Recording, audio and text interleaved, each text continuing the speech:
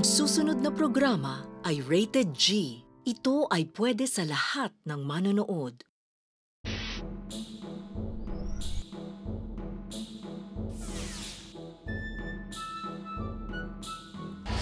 Nakikita po natin ngayon ang nangyayaring Prutas Power, kung saan naglalaban para sa pagkapangulo ng Prutas Republic ang mga kandidatong papaya at pinya. Makiprutas! Huwag matakot! Sumama na kayo! Sumama na kayo!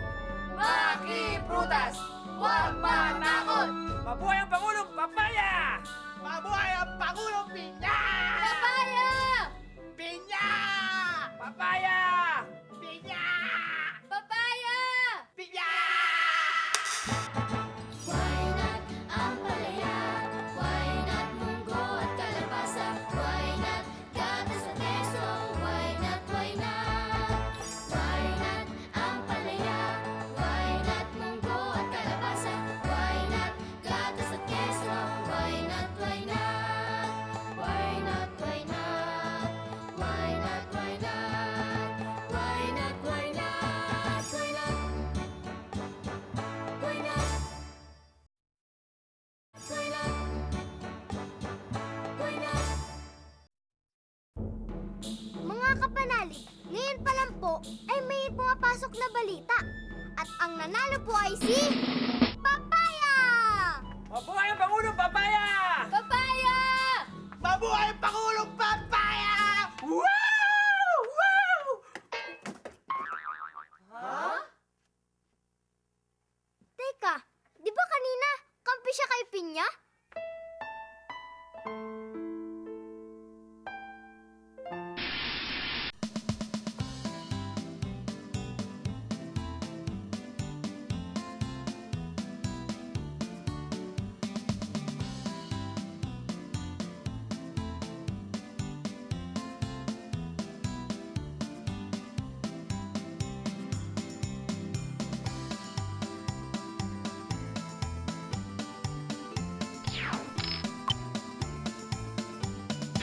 Color green, parang may pakurba-kurba, parang may corona. Hugis star po. Para pong star. Parang dahon po. Medyo maasim. May matamis po, may alat rin po. Matamis-tamis na maasim-asim. I have no idea po. Bakit kanina kay Pinya kakampi? Ngayon kay Papaya na. Isa kang balimbing!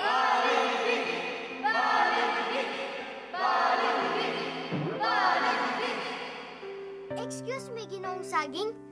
Ano po ba ang ibig sabihin ng balimbing? At bakit ayaw niyo po dito sa balimbing? Ang balimbing ay isang prutas na matatagpuan halos sa buong mundo. Subalit pinaniniwalaang nanggaling sa Asya. Tinatawag din itong star fruit dahil kapag hiniwa ito ng pahalang, makikita natin na ito ay coating between. Parang parol, di ba? Kapag kinagat niyo ang balimbing, matutuklasan niyo na ito ay malutong o crunchy at makatas o juicy.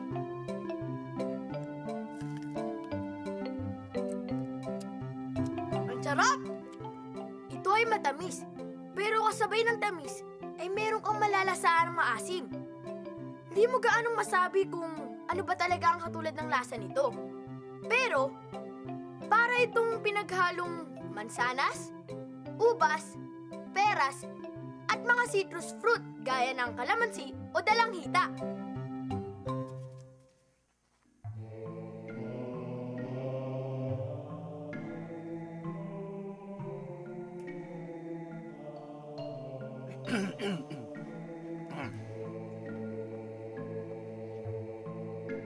Dahil sa lasa ng balimbing na halong tamis at asim, at sa itsura nito na parang may 5 mukha, ang salitang balimbing ay nagkaroon ng kakaibang kahulugan bukod sa pagiging prutas.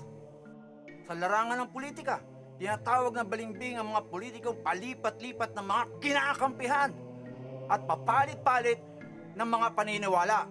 Depende sa kung sino o ano ang may kapangyarihan. Naging sikat ang salitang balimbing pagkatapos ng EDSA People Power Revolution nang ang mga dating kampi ng diktadura ay bigla naging kampe sa kalaban ng diktadura nang manalo ang mga ito?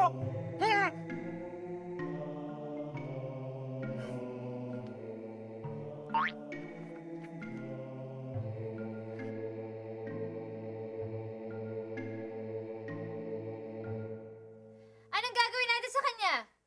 Ikulong! Ikulong! Ikulong! Ikulong! Ikulong! Ikulong!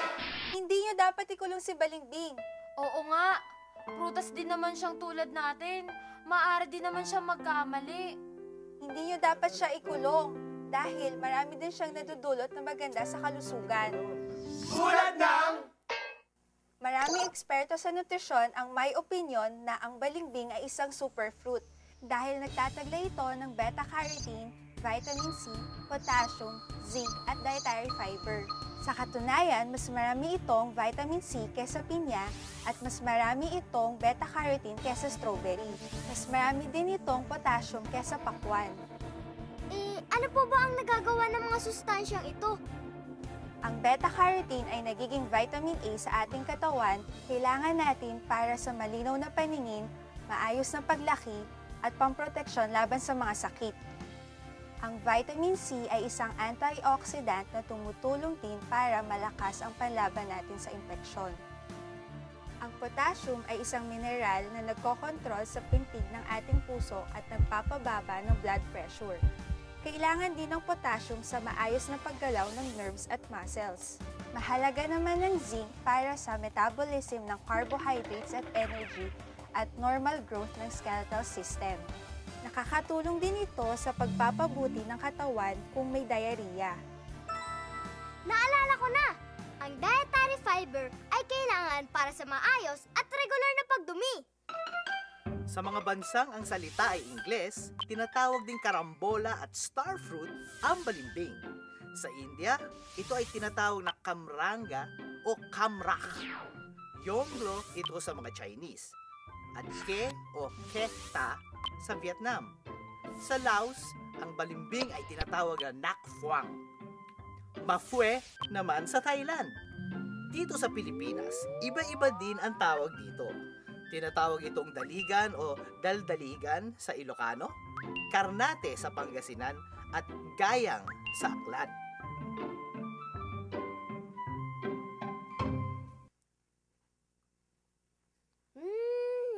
Sarap!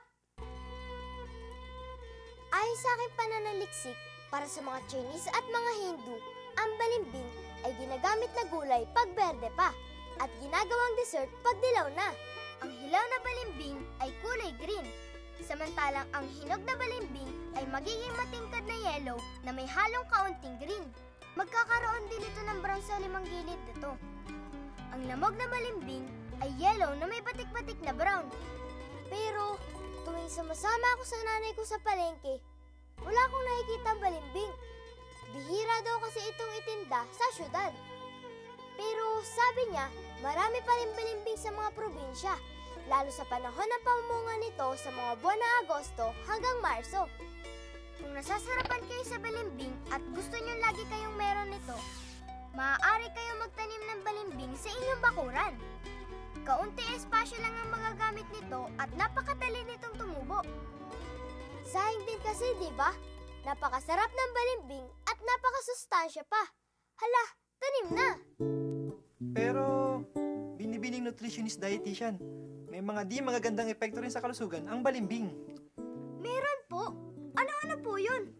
Di po ba totoo na ang balimbing ay nagdudulot ng masamang epekto sa kalusugan ng ilang bahagi ng populasyon? Dahil tulad ng grapefruit, meron itong oxalic acid na masama para sa mga taong may sakit sa kidney. Binibining nutritionist? Totoo yan, maaaring makasama ang oxalic acid ng balimbing sa mga taong may kidney failure, kidney stones, o yung ginagamot sa sakit sa kidney. Maaari silang sinukin, masuka, at pagulo ang kanilang isip. Sabi na nga ba eh! Pero maliit lang na bahagi ito ng populasyon. Para sa mga taong walang sakit sa kidney, higit ang mga mabubuting may dudulot ng pagkain ng balimbing. Bagamat napakasarap na kainin ang fresh na balimbing, Napakarami rin paraan na pwedeng gawin sa pagluluto at paghahanda dito. Hinahalo ng mga Chinese ang balimbing sa pagluluto ng isda. Ang mga taga-Thailand naman, pinakukuluan ang balimbing kasama ng hipon. Sa Hawaii, ang katas ng balimbing ay hinahalo sa gelatin, asukal, lemon juice, at pinakukuluan para makagawa ng sherbet. Ang katas naman ng balimbing ay binubote sa India. Maaari itong isahog sa sabaw.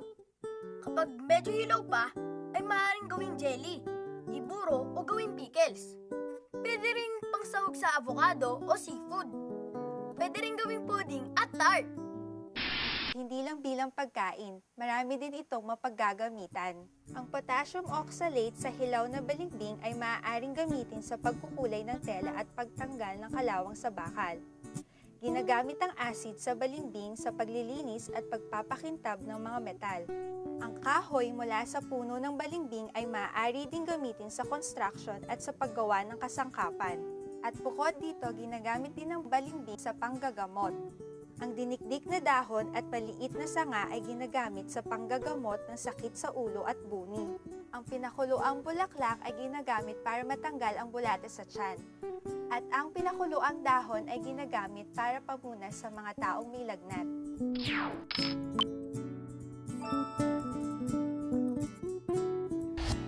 Marunong ba kayong gumawa ng balimbing juice? Madali lang ito. Una, pumili na magandang uri ng balimbing. Tapos bigayin gamit ang cheesecloth o katsa.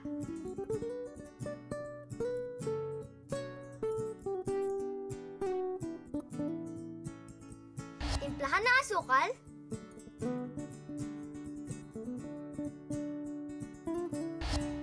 Kung gusto niyong matagal bago masira, pakuluan hanggang 15 minutes.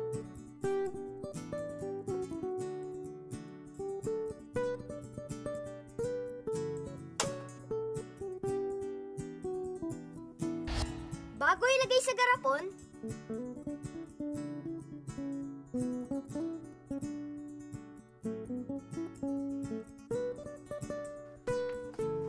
At ilagay sa ref.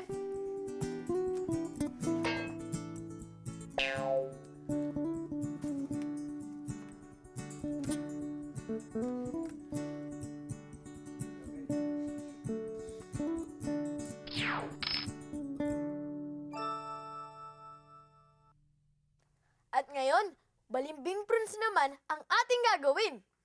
kailangan natin ng 1/4 na kilong balimbing na katamtaman na laki, isang kutsaritang lime o apog na tinunaw sa isang basong tubig, isang tasang brown sugar, 1/2 na kutsaritang iodized salt, 2 kutsarang soy sauce, 1/8 na kutsaritang cinnamon, isang pirasong bay leaf, at isang kalamansi. Tanggalin ang mga gilid ng prutas, tapos tusukin sa gitnang bahagi. Ibabad sa lime solution ng 12 oras. Hugasan mabuti pagkatapos. Ihalo ang ibang sahog at lutuin nang di hinahalo hanggang sa maging dark brown ang balimbing. Ibabad ng buong gabi sa sirup. Tanggalin ang sirup kinabukasan. Patuyuin ng mabuti sa oven o araw hanggang tumigas.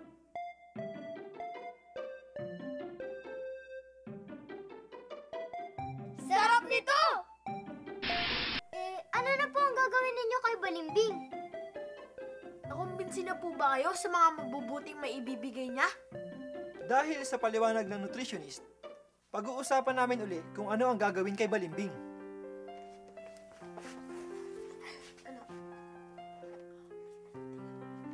Nagdesisyon na kami! Bagamat nabatid namin na guilty ka sa di pagkakaroon ng matibay na paninindigan, bibigyan ka namin ng ikalawang pagkakataon dahil sa sustansyang iyong taglay. Magiging totoo ka sa iyong salita at malaya ka nang makakatulong sa kalusugan ng tao. Mabuhay si Balimbing! Mabuhay! Ano naman po ang masasabi niyo, Ginoong Balimbing? Nagpapasalamat ako sa kapwa ko mga prutas dahil nanatiling bukas ang kanilang isipan at ipapangako ko na magiging matatag ako sa aking mga paniniwala. At ang pagkakaroon ko ng maraming muka ay mangangahulugan na makikita ko ang iba't ibang panig ng isang sitwasyon para maging mas maganda ang aking mga desisyon. Mabuhay si Balimbing! Mabuhay! Balimbing! Balimbing! Tandaan! Kumain ng sari-saring masustansyang pagkain araw-araw. Ito ang daan tungo sa kalusugan!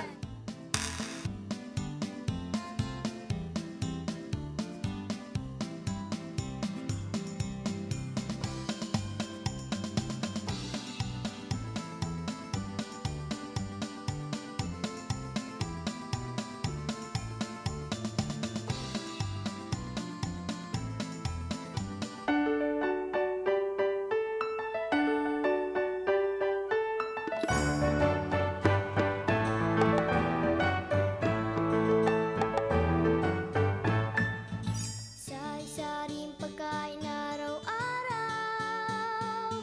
Huwag labis at huwag kulang. Masustansya at kumpleto, ito ang sikreto. Ito ang sikreto. Lakas, sigla, pati liksi at wastong paglaki. Dulot sa atin ng pagkain wasto. Healthy lifestyle. Siguruhing ligtas at malinis ang pagkain at inumin. Iwasto ang pag-iimbak at paghahanda. Panatilihing malinis ang bahay, lalo na ang kusina. At palaging maghugas ng kamay bago kumain at bago humawak ng pagkain. Wastong nutrisyon, alamin, gawin at palaganapin.